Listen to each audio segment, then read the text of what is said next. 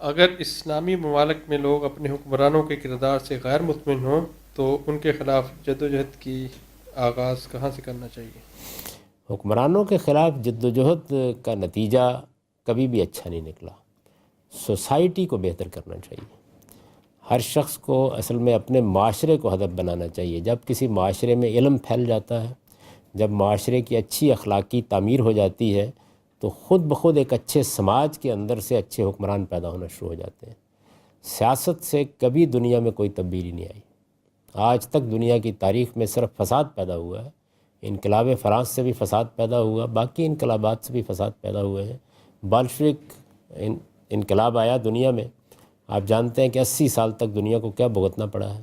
تو خلفشار، انتشار، سوسائٹی بالکل برباد ہو کے رہ جاتی ہے۔ اس کا کوئی اچھا حاصل نہیں ہوا۔ صدیوں کا تجربہ یہی بتا رہا ہے، ہمیشہ معاشرے کے اندر اچھی تبدیلیاں آتی ہیں علم سے، اخلاق سے۔ مغربی معاشرے کا آپ جائزہ لیں تو آپ کو اندازہ ہوگا یہ جس معاشرے میں اب آپ رہ رہے ہیں، اس میں یہ تبدیلیاں اسی طریقے سے آئی ہیں۔ بڑا بے پناہ کام کیا لوگوں نے، بڑا اعلیٰ فکر پیدا کیا ہے، بہت اچھے ادارے بنائے ہیں، بہت اچھی یونیورسٹیاں بنائی ہیں، لوگوں کے اندر علم کی حقیقی روح بیدار کرنے کی کوشش کی ہے، اس سے پوری سوسائٹی تبدیل ہو گئی ہے۔ تو اس لیے اسی کو ہمیشہ ہدف بنانا چاہیے، اور یہی صحیح طریقہ ہے۔